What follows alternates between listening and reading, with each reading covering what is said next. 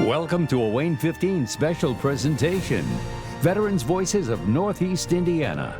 Now, here's your host, WANE 15's Alyssa Ivinson. Good evening and thank you for joining us tonight as we salute and honor those who serve. In the next hour, we'll be telling the stories of veterans from around Northeast Indiana. Many were on Honor Flight of Northeast Indiana's milestone 50th trip. We start tonight by taking you from Fort Wayne to Washington, D.C. as I traveled along on the historic flight.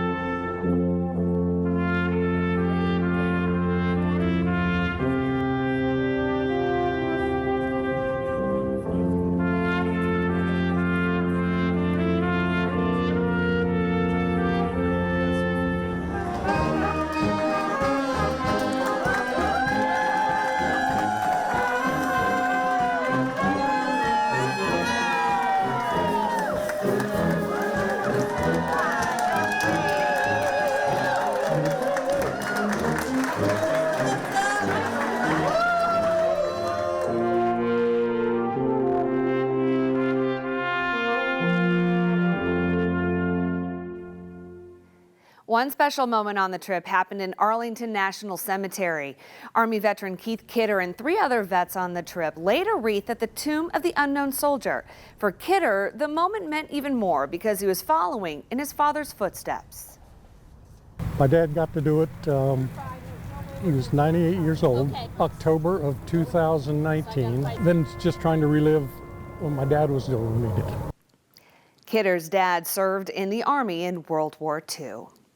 It's an unlikely friendship, a 100-year-old World War II veteran and a 10-year-old boy bonding over history, one learning from the one who lived it. You have to have faith in what's going on. In fact, even in the service, when we went ashore, I knew somebody wasn't coming back, and I wasn't going to be one of them. I had faith that it wouldn't be, and I'm still looking forward to the future. When World War II Navy veteran Jim Hughes turned 100, WANE 15 covered the celebration. And when 10-year-old Michael Miller's family saw it, they knew the two had to meet. Since before he could talk, if he saw anybody in military uniform and camo, the American flag, he'd point it out immediately and make sure everybody around him saw that there's an American flag or there's a soldier here or there. Yep, he's just born with it. So WANE 15 arranged for Michael to visit Jim, where he lives at Heritage Point. Hello. Okay. And you are Michael? I'm Jim. Good to meet you. Soft-spoken. Good to meet you too. But full of questions. What was life like before war? Hopes, dreams, or goals? I was an electrician. I wired houses. Michael soaked in his living history lesson. There's my dog tag. It goes around your neck, and this is my ID. Jim's life in the service is perfectly preserved with photo albums. There are some of the pictures during our commando training. This is where we went ashore on Iwo Jima. We didn't go on the sandy beach. We went on a hill on the other side. You've heard about the flag raising on Mount Suribachi? That's what's on top of when I left. And I stood to watch up there. His uniform and his supplies, all waiting to tell his story. Toothbrush, shaving gear, and that's something like that's a ditty bag. Cleanse them, that's the way you wash your dishes. Not very sanitary, but that's the way we did it. One he never used to talk about until a few years ago, and Michael gave him a reason. Jim started at the beginning, from quitting high school to join the service when he turned 18. My folks wouldn't sign my paper at 17. To getting retrained to be an electrician on a ship. They sent me to electrician school at Purdue and showed how to wire a ship. It's different than a house. To his assignment in the Navy. We take the Marines ashore from the ships to shore, and then that was our job.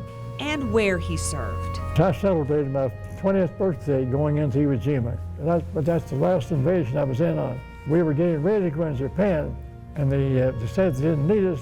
The war is over. Turn in your weapon. So we turned our weapons in, and then we waited to get back home. Some stories are still just for him. Most memorable experience? I couldn't say that. The best remember I had was I got back without getting a scratch. I didn't get hit. And some still bring him a chuckle, like when he fixed an air raid siren and then decided to test it. So I turned it on and it worked. Everybody jumped in the holes for the thought it was air raid coming. It wasn't funny, but it was a really experience, but funny to me. But perhaps the most meaningful story is the one being written right now in two chairs between two men, generations apart. If he can benefit from anything I've said, it's well worth the time. I think it's amazing, and I've been telling him for the last couple days that he doesn't realize at his age how big of a deal this is. I'm speechless that I got to meet a real-life hero. It's awesome. Through it all, Michael had few words. Pretty fun, because I wanted to learn more about World War II. I don't know. Pretty cool. But that was okay, because Jim had plenty. Anything you want to know, I'll tell you. Parting with life advice from someone who has a life well lived. But the main thing is, you do what you want to do, but you make your goal and you stick to it. That's the best advice I can get.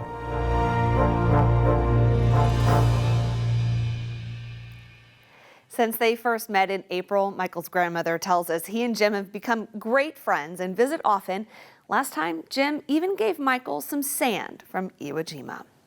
Still to come on Veterans Voices, meet one of the longtime volunteers with Honor Flight who keeps the trip and the vets rolling along.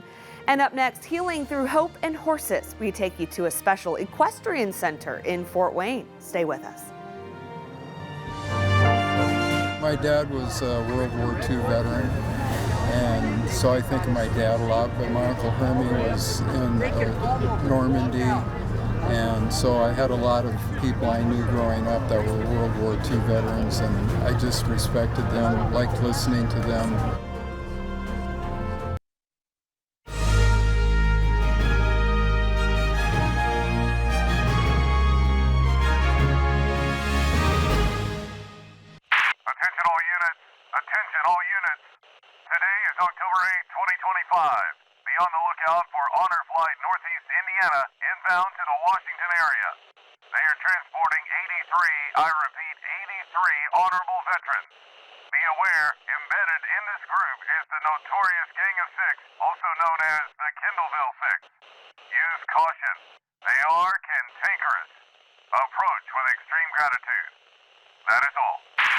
Okay, guys, what do you think about our trip? The Honor Flight, to me, there was three real highlights to this trip.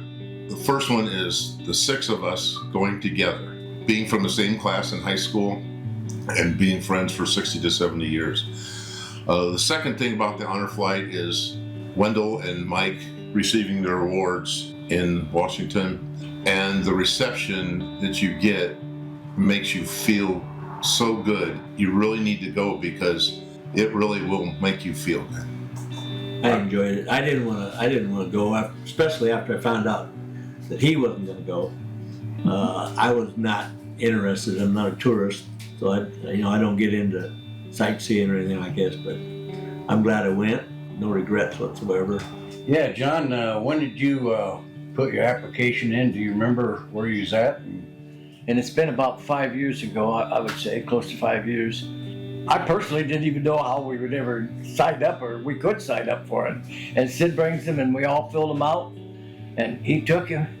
And when he come back from taking them, he says, well, they told me there's 2,000 ahead of us, so we all figured we probably died before we went. But it was, that's me. That's what I think that was in like April of 2020, and then COVID hit, and then we got backed up a couple of years, but we've been waiting. We were 5 years doing this. Yes. I wouldn't plan on going to Washington, D.C. I've been there before. That is really before I really knew what the honor flight meant. I got on the list. Yeah, do you guys feel that you were more inclined to go as a group, or would you have went by yourselves, or what's your feelings about the honor flight as a group? I'm going to say that it made me feel much more at ease to have you guys with me. I was a nervous wreck going, thinking, didn't know what we were going to go through, and with all you guys there, made it a lot friendlier and one more easier for me to go through it. I'll tell you that right now. I think the bad thing about us going as a group is I didn't meet many other veterans. I don't know about you guys, but because we're such a close-knit group that we just stuck together. That's true. It's a shame if you don't go. Well, yeah, it is, but what we saw and is overwhelming. Ever since I saw the first honor flight on TV, I thought, boy, that must be something that I would be really honored to go on. I got the call, and I was excited about going, and when I went, the excitement was even more so. If you do not choose to go to the honor flight, you will regret it the rest of your life. It is the trip of your life. Sharing messages from our veterans, Honor Flight Northeast Indiana would like to thank Custom Engineering and Fabrication, F&M Bank, and all of our sponsors for highlighting our mission and making tonight's show possible.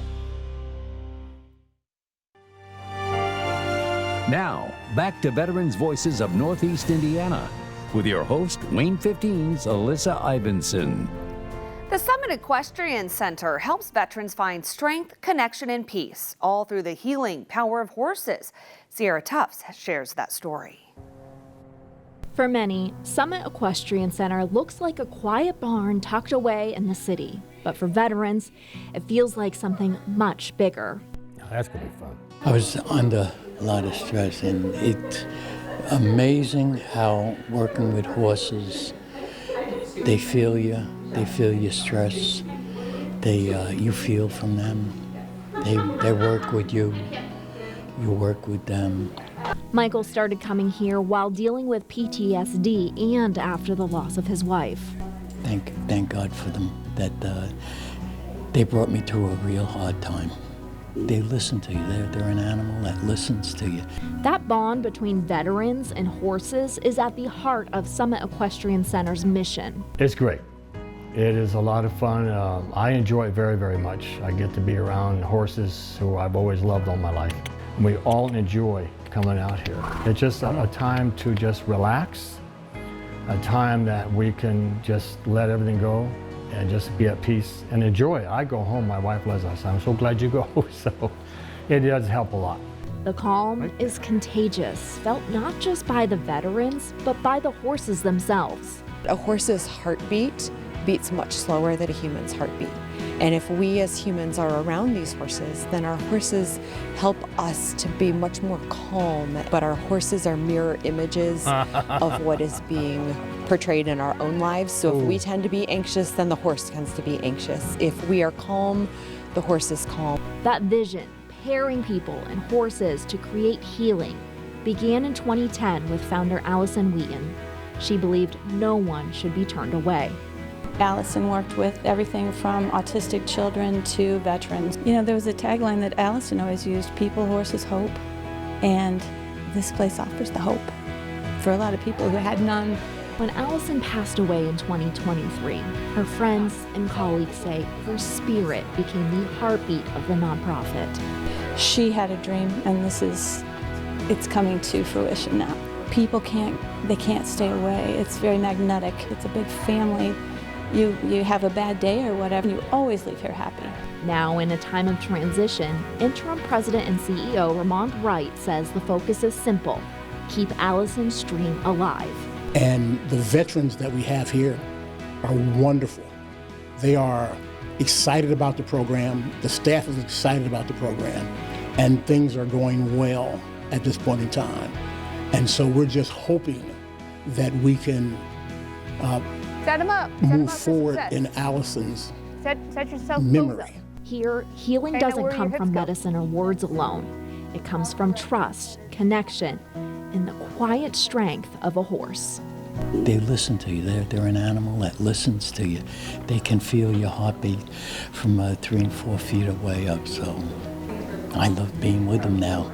For these veterans, and for Allison's legacy, the message is simple: people, horses, hope. All the programs are free to veterans thanks to community donations and volunteers. Up next, how a Fort Wayne hospital is honoring employees who also served in the military. And later in the show, a veteran turned business owner is climbing to new heights. Stay with us. I'm proud to be a part of it and proud to be a veteran.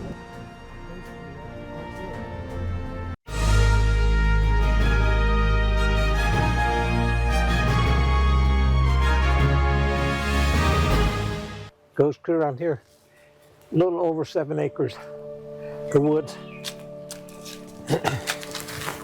I'm Charles Garner, a 102-year-old World War II veteran. I've had so many blessings. I was in the Army. I joined up with the reserves in October the 5th in 1942. Got into the service then eventually in April the 13th, 1943. I did my training down in Camp Seibert in Alabama for Chemical Mortar Battalion. And so on April the 13th in 1944, I was on the ship out of Hoboken, headed for England, got in Liverpool and stayed at a town called Salisbury in the southern part of it. And on December the 6th, we had so many airplanes go over. We knew something was going on that was kind of serious, because when you can stand and count 500 bombers and everything else going over, you know there's something going on big. And then on June the 16th, and 10 days after D-Day, I got to go in. I went over as a replacement, and my outfit didn't get it in until after I'd been over there and I had to work on the beach sorting ammunition. Well, my honor flight was something special because I heard enough about it and had other people that had been on it and everything, and all the good things that the people at the honor flight did for you and prepared for you. And thank God my son was strong enough to carry the bag of goodies that they gave me. I had so many nice letters for so many kids and adults and the family.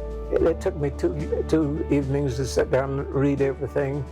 The only thing that really bothered me is that they kept referring to that 102-year-old World War II veteran, and nobody believed that I was still driving and still walking. And every time I saw Jackie Widorski's mother, she always come up and gave me a hug and thanked me for my service. I'm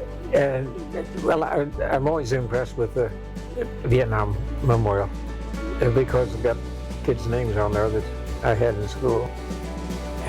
The one thing that really hit me to realize how much somebody really appreciated my service was when getting ready to go to the plane.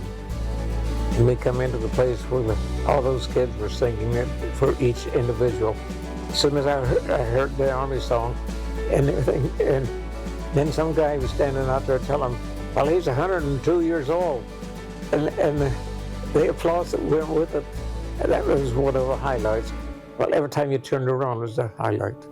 But I'd tell any veteran who has not started making a procedure to get on the honor flight, for goodness sake, to do it, because it's a memory that you'll never forget. It's a blessing to be able to see how people do really appreciate you.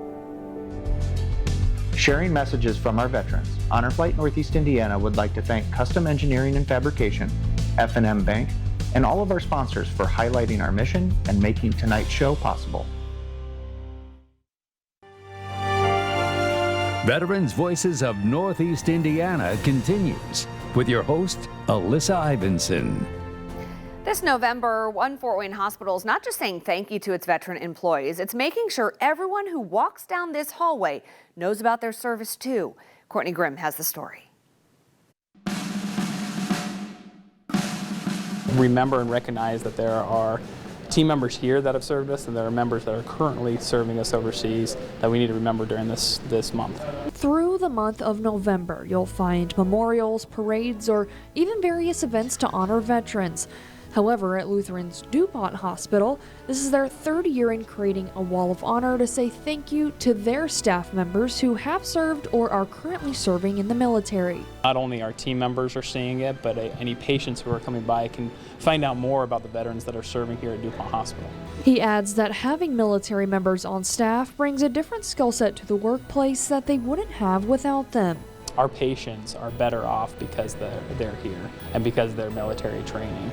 There's certain ways that they view problems differently that have come up with solutions that we normally wouldn't have had otherwise. One of those staff members being Kenny Hardup, who now works as a public safety security manager. Kenny served in the Army with Desert Storm, the Navy as a military police officer, and ended with the Indiana Air National Guard. I was 19 and not really doing much. I did a year of college and decided I needed to do something more. So I just woke up one morning and said I just need to join the Army. That not only gave him his next step, but allowed him to experience so much more. A lot of good training.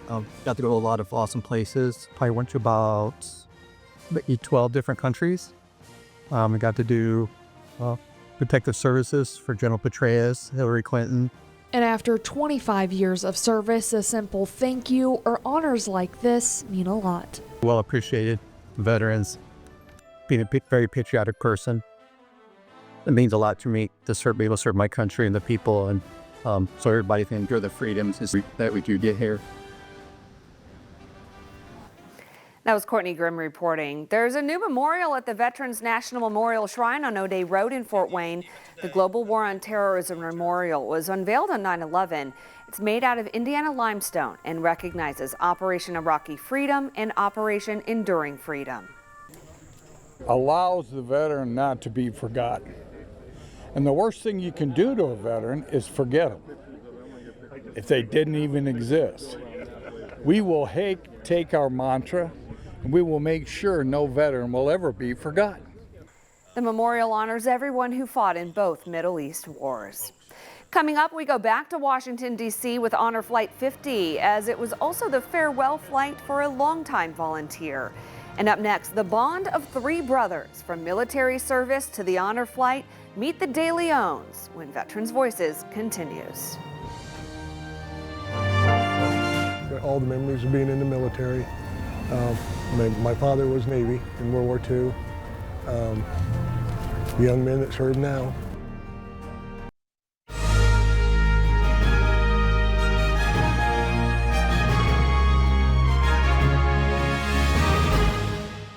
With the Women's Memorial, which is what we affectionately call it, why don't you tell us a little bit about the memorial here and what service you guys bring to this nation? Sure.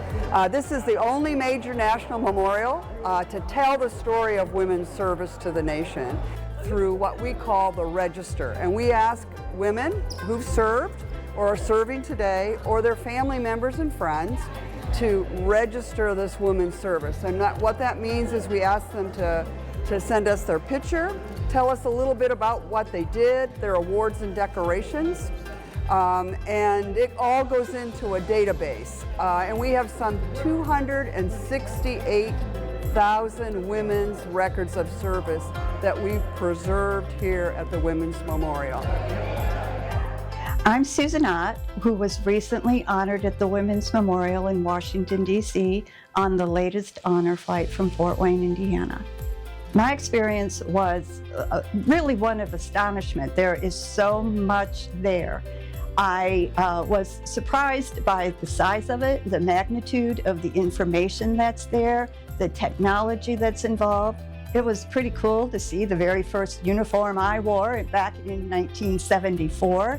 And the whole history of women, not just in the Army, but all services and dedicated to the country. Women have made such a huge contribution to the military in different veins, no matter what they did, no matter where they were, how they served, how long they served. I mean, it was 50 years ago for me, and that feeling is still there.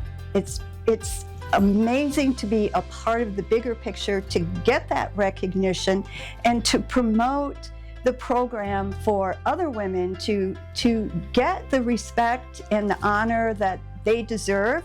They earned it just like anyone else. It's one day of nothing but appreciation, seeing the memorials that were dedicated to each of the fields that the women served in, and to just feel more a part of the whole program. The country thanking you for your service, no matter what form that took. How can you participate? In the spring, Culver's again will be having a donation day, and this year the dedicated funds will be going to the Women's Memorial. I'm Mark Meesing, and I am managing partner of Outback Steakhouse here in Fort Wayne, Indiana. I want to give a shout out to Culver's, who is raising money for the Women's Memorial, and I encourage everybody to go check out Culver's, dine with them, because they will be giving back just like us at Outback Steakhouse does. It's a good opportunity to enjoy Culver's. It's a good opportunity to get mentioned honor flight and learn more about them, and a great promotion to help move forward the programs of the Women's Memorial. If you know a female veteran, are a female veteran, married to a female veteran, encourage them to register with the Women's Memorial. You go in, if you know a female, it's very tech easy, and you type in their name, you'll get their photo, you'll get their history, and they are truly part of the memorial. Sharing messages from our veterans, Honor Flight Northeast Indiana would like to thank Custom Engineering and Fabrication, F&M Bank, and all of our sponsors for highlighting our mission and making tonight's show possible. Now, back to Veterans Voices of Northeast Indiana with your host, WANE 15's Alyssa Ivinson. An honor flight trip is always special, but for the De Leon family, it was special times 3. We followed the brothers through a day full of honor, recognition, laughter, and surprises. The leader. It's what we call brotherhood. Brothers not just through military service, but by blood. We had 5 brothers, all military. We lost 2. And to have my twin brother and my other brother, I think is great. Why we waited so long, I don't know. Because they kept prodding us, and finally the time came, hey, let's do it. To tell the twins apart, Jerry's probably speed walking ahead of the group. They're back there someplace. And Richard is taking pictures. It's 32 years old, but it takes great pictures. I can make DVDs off of it. And there is definitely the brother badgering. Yeah, she talks more than I do. She's not talking to you, she's talking to me. Get out. The twins joined the Army in 1956. Didn't realize that we was in the Vietnam era, and we served 2 years in the war, or in the military. I was stationed at Fort Belvoir, Virginia, so my brother was, during our enlistment, which was just outside of Alexandria here. So we got to come here a lot. Their younger brother Dale served in the Air Force, stationed in Taiwan during the Vietnam War. We had a mess hall that was award-winning for the Pacific. Being in Washington with Honor Flight brought back memories of people that I know that served, and a homeroom classmate that sat right behind me that is on the wall, and and then another good friend, his brother that's on the wall. Both of them are from New Haven, and you know, that's the thing. It's emotional. And added to their brotherly bond. To be together like this, it's been a long, long, long time. I think this is the greatest experience anybody could ever want. When they arrived back home to Fort Wayne, the welcome is always overwhelming. Brought tears to my eyes. But behind the poster of pictures from the past, there was one more surprise waiting for the brothers, their sister, who flew in from California. I was in shock. Which of course was a surprise times 3.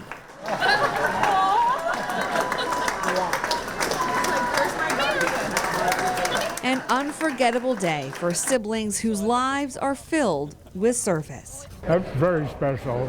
A lot of memories I'll never forget. There was another surprise on Honor Flight 50. Later in Veterans Voices, find out who came to say hi to the veterans during dinner in D.C. And up next, how local veterans lifting others up in more ways than one, turning his passion into purpose when Veterans Voices continues. It's amazing that the country and everybody actually honors the veterans. I mean, to be so easy to just do something else that day. We always get involved in that too. And then, of course, a lot of the Fort Wayne restaurants give you a free meal, breakfast, lunch, and dinner, so that means a lot to me.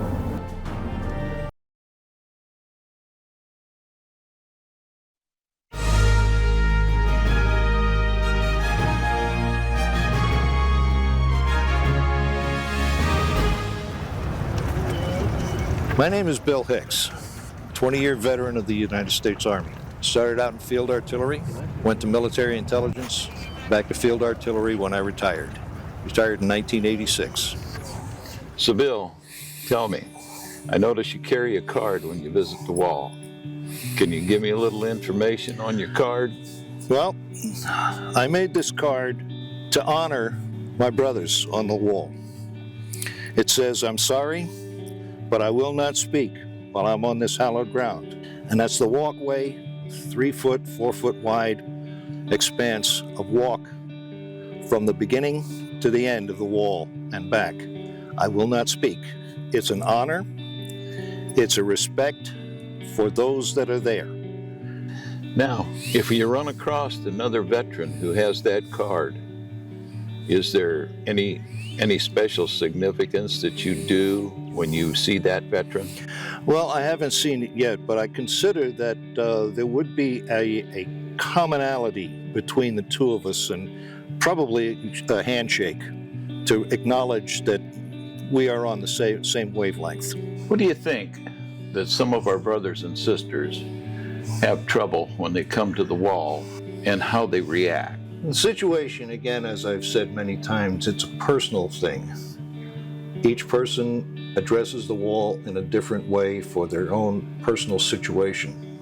Bill, you've been to the wall before. Now, when you tripped on Honor Flight, when you went to the wall with 85 of your brothers, what was different this time? Basic difference was that the camaraderie. I had a camaraderie with all, as you say, 86 people that were on the flight with me. We just melded, we understood each other, and we supported each other. And that's always the situation. But with my thing about going to the wall, I have made it my, whatever you want to call it, that if I'm within 50 miles of DC, I go to the wall. I have seen many people at the wall. I've seen brothers, I've seen people from different situations, different cultures. I knew some American Indians who were at the wall. I knew some other people who were at the wall, whether they be Hispanic, Asian, what have you. It's a camaraderie, it's a brotherhood, and it will always be that way. And we have an unspoken situation where we are one. Well, when we've got a vet who doesn't want to go to the wall, do you still recommend the Honor Flight itself for the other things in it? Definitely. situation is that, as has been brought out to me, is that you don't have to go to any of the specific monuments or memorials. Just going on the honor flight to understand and to experience that camaraderie is a wonderful thing. It is great. It's a healing process. It helps with the healing process of other things. And I encourage anyone to go on the flight, whether they go to the wall or to the World War II memorial or the Korean, doesn't matter.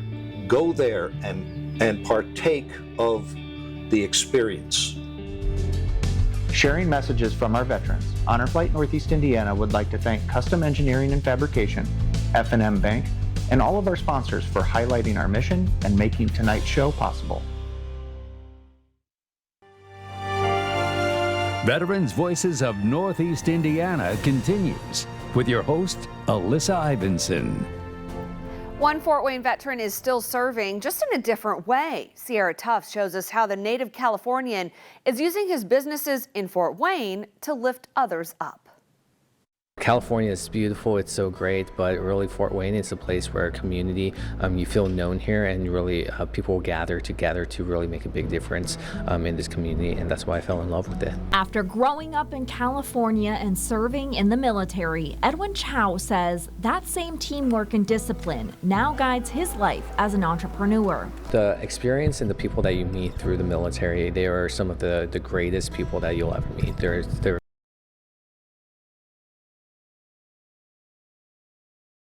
very selfless. They literally put their lives on the line. They really elevated who I am and just really challenged me. It's like, hey, what can you do to make a difference? Let's step into discipline and just try to become better every single day. Chow co-owns Summit City Climbing Company across from Indiana Tech, using it not just as a gym, but as a place for people to connect.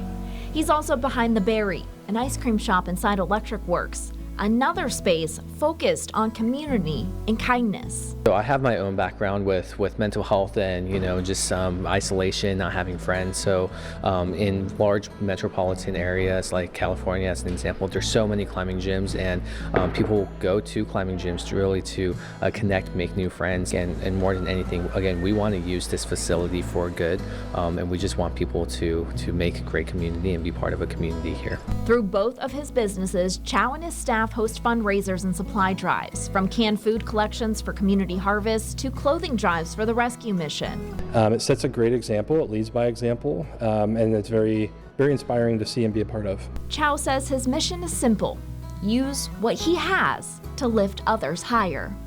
What motivates me is seeing this community change. I love equipping, empowering, and encouraging people to step into their goal and to make a difference. And that's what motivates me. When we have the resources, the time, the energy that we can put to really support kids and families who are fighting a hunger crisis, right, or food insecurity, like let's step up and make a difference. And as a veteran, he hopes to inspire others to serve in their own way. We are a small local business, and when more small local businesses rise up, when larger corporations rise up, when individuals and communities rise up, we can really make a dent into what's going on in this community, and we can do it together. More fundraisers and drives are planned for next year. Still to come, an airman from Wells County is remembered at the Fort Wayne Air Show. We'll show you how. Plus, it takes a lot of volunteers to keep an honor flight running smoothly, and some of the most important jobs are ones you might not even think of. Stay with us.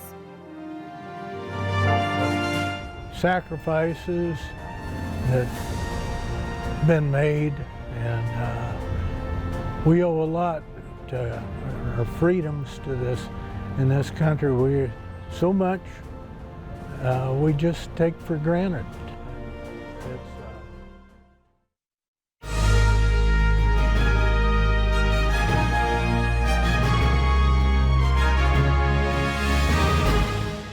So we're gonna go right there. Oh, okay. Yeah. W.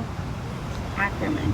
Oh, okay. My name is Michael Campbell. I served in Vietnam from May of '69 to May of 1970. I was a sergeant. I was with a 2 light howitzer unit and an airborne brigade. We shot 105 howitzers. We was up in the central highlands, and the elevation for that area is a little bit less than 4,000 feet, so we weren't around rice paddies and those kind of things, but there were nights that we would shoot all night long in support of the infantry, and there was days that was sometimes a little slow, but you never knew when the action was going to take place and when you had to start moving and start trying to support your fellow soldiers out in the field. Gary Fisher signed us all up as a group. Well, from the time COVID hit until, this Flight 53, my eyesight got considerably worse. So I called Honor Flight 6 times and said I'd rather not go. My vision is bad. I said I'd rather have a veteran that could see and go.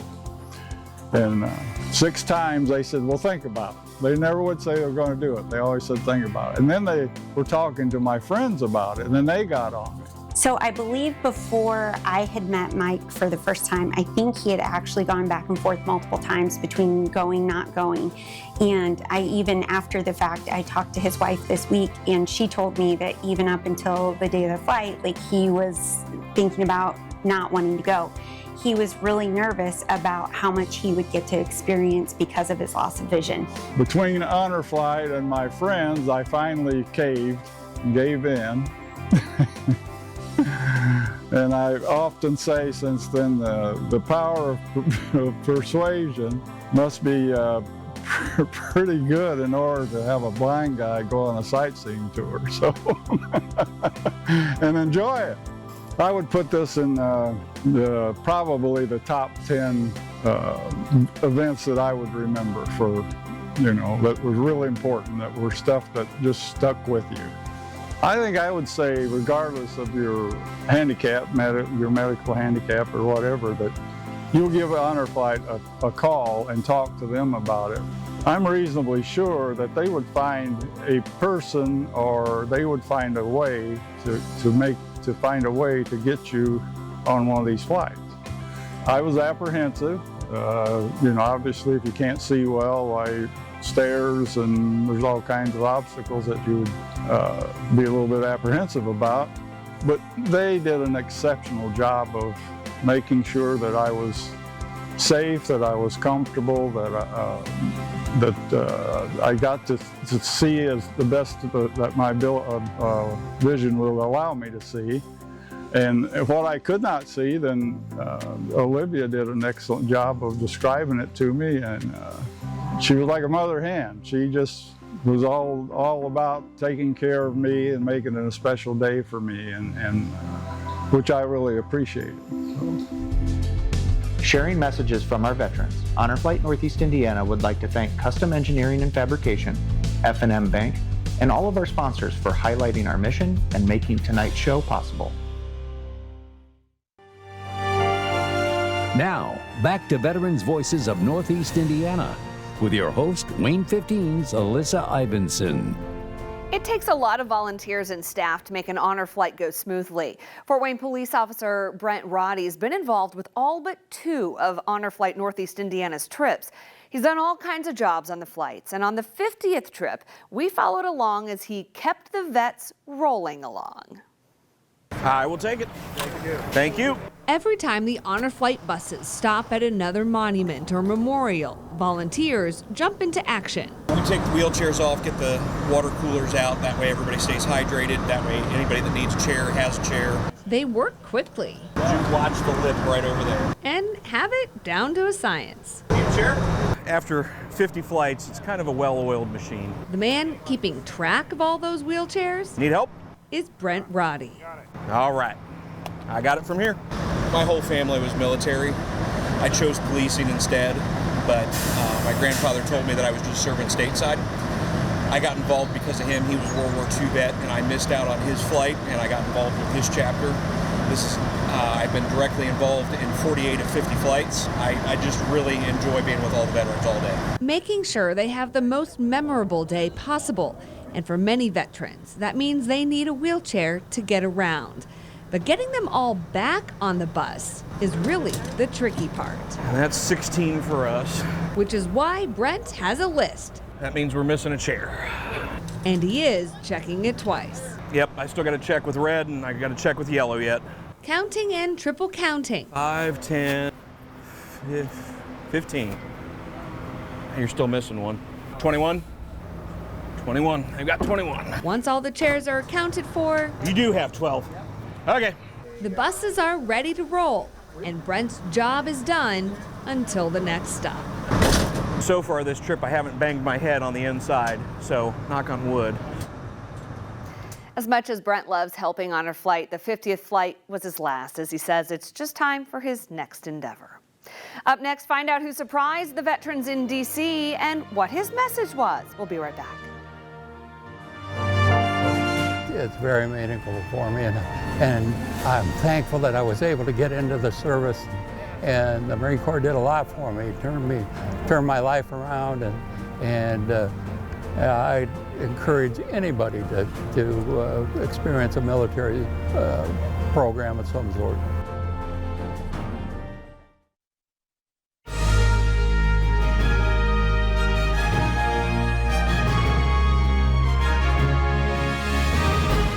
Army brat going from country to country and everything else. So they're really hoping that works out. You know, when I meet Army brats, they seem like they're more intelligent to me. You know? Well, I mean, they're more seriously. disciplined. Yeah. They really are. Yeah. You're exactly right. You're exactly right. Hi, I'm Dan Schiebel, proud veteran of the United States Navy, 1964 to 1969, Vietnam, 1967 and 1968. Hi, my name is Ed Center, and I served in the United States Army. Served 1970 73 in Vietnam, and 74 to 77 I went to Germany and various other places. Ed, How you good to doing, meet Dan? you. Yeah. Good to meet you. Have you been on an honor flight?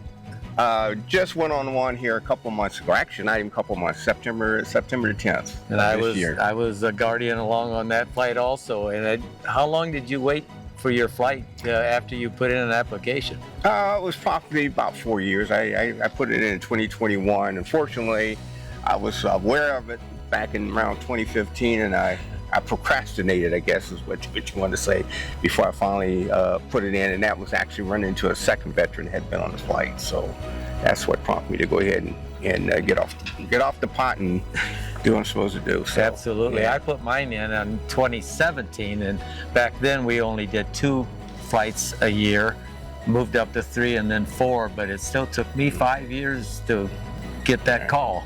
Yeah, but it was worth every minute of wait. Yeah, especially when, like I said, you kind of forget about it. You put it in, and it's like, okay, I don't know where I'm at. And then when you call, you say, oh yeah, we still got your name on the list. Just be patient. And so you did call them. Yeah, I called once, and again, what was nice about it is that they said, well, do you have a medical condition or something going on? And it's like, no, I'm okay. I just wanted to know where I was at. And so they made me aware about if you did have a medical condition, that's a possibility of getting moved up. But since I didn't, then just hang in there and we'll get around to you. So yeah. Well, you know, when you sit there and you think 5 years, you waited 5, like I did, wait 5 years to get that call, but that already has been 10 years ago. And how fast the last 10 years has gone. It's not that long for such a great day to come about. Right, and I encourage the veterans. I've talked to many veterans, and I know me and you discussed this earlier about how many veterans don't know about the honor flight. And that's kind of sad because it's just an awesome experience.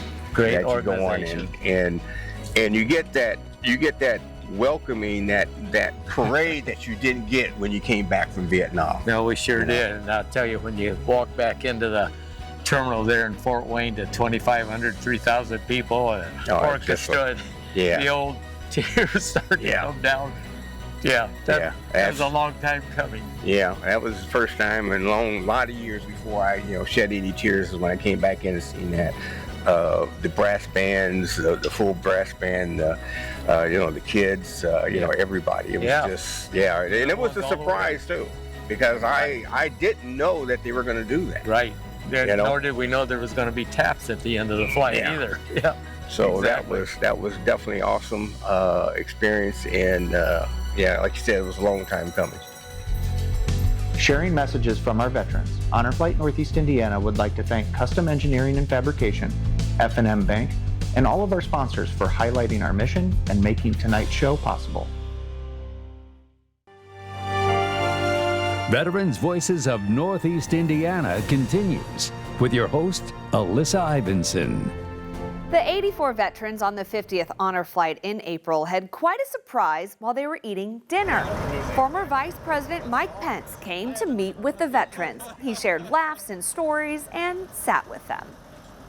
My offices are here in Washington, D.C., and when I heard that the Northeast Indiana honor flight was coming here with all these heroes, I just had to come by and thank them for their service. As I said to so many of them, this city would not be here but for men and women that have put on the uniform of the United States. And so the chance for me to come by, share a few moments with these Hoosier heroes, it's a great privilege. Pence shook the hands of each veteran who stood in line to meet him. Up next, an unexpected honor from the Thunderbirds at the Fort Wayne Air Show when Veterans Voices returns. Well, there's a day in the spring when we remember those who served and did not come home. But Veterans Day is the day that we remember those who served and did come home. And many of those came back with scars, some visible, some invisible. And November 11th is a day that we pause as a nation simply to make sure that every man and woman that has stepped forward and put on the uniform of the United States knows that we're grateful for their service, and we always will be.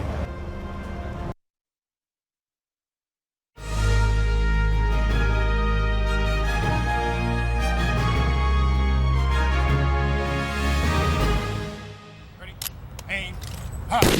Ready, aim, high. Ready, aim, high. Ready, freeze, and ho!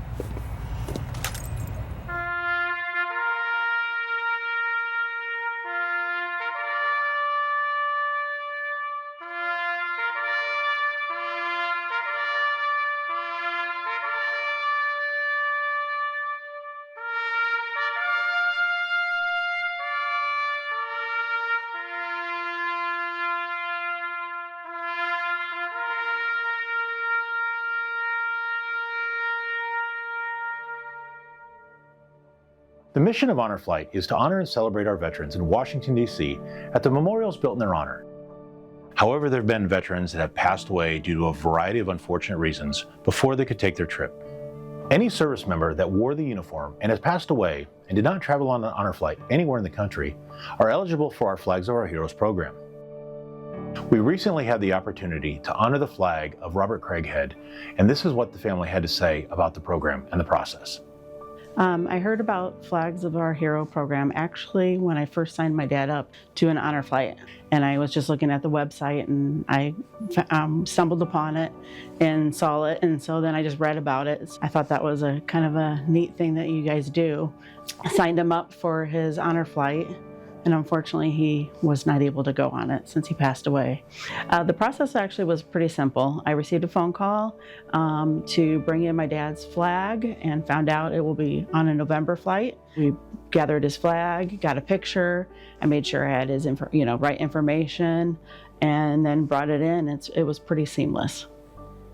Then when it's flight day, the veterans and guardians of that honor flight become honorary guardians of the flags who are fallen.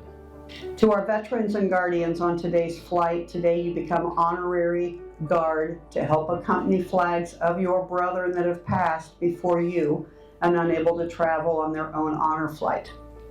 Today we honor United States Army Specialist Robert Craighead and the United States Marine Gunnery Sergeant Troy Gillum. These are their flags displayed up here in front.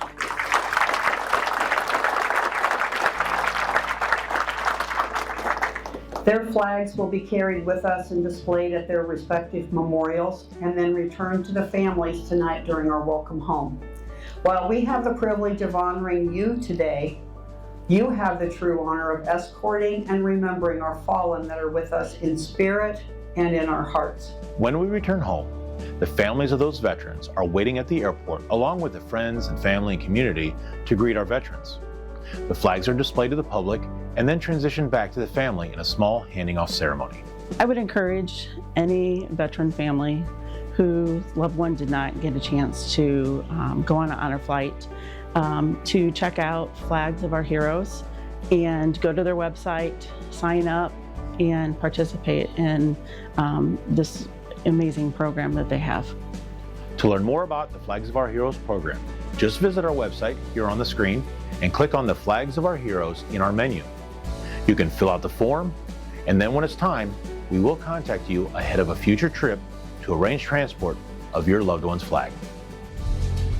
Sharing messages from our veterans, Honor Flight Northeast Indiana would like to thank Custom Engineering and Fabrication, F&M Bank, and all of our sponsors for highlighting our mission and making tonight's show possible. And finally tonight, when the air show returned to the 122nd Fighter Wing this summer, the Thunderbirds created a day one Wells County family will never forget. Allie McKibben has the story. If they're flying, families usually flock to the Fort Wayne Air Show to see this.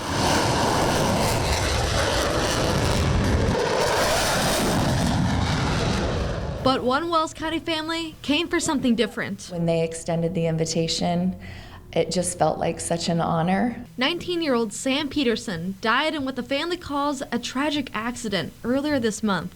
The 122nd Fighter Wing saw the air show as an opportunity to remember one of their own. Can't imagine what they're going through. So the least we could do is you just want to be there to support. Helping the U.S. Air Force Thunderbirds organize the dedication as outstanding as Sam was. Sam was the life of the party. He was always just being the best leader that he could be. To step out, to make themselves vulnerable. Sam was the guy to do it. He wasn't ever thinking of himself. After being walked out onto the tarmac and shaking hands with Thunderbird's crew, the Petersons learned that today, Thunderbird number 4 was flying in honor of their beloved airmen. He very much embraced being in the Air Force and being an airman and just wanting to serve his country. Willingness to serve, I think that just goes right along with Sam's heart, no matter what, no matter how difficult it was, no matter how the challenges that came up. So while Sam may be gone from the earth, his willingness to serve others and the country will live on in the lives he touched. Whether it's at the air show or whether it's walking down the street, I want to honor Sam every day. Allie McKibben, WANE 15 News. Thank you for joining us tonight as we salute all our veterans and their service and sacrifice. We are grateful this Veterans Day and every day. Good night.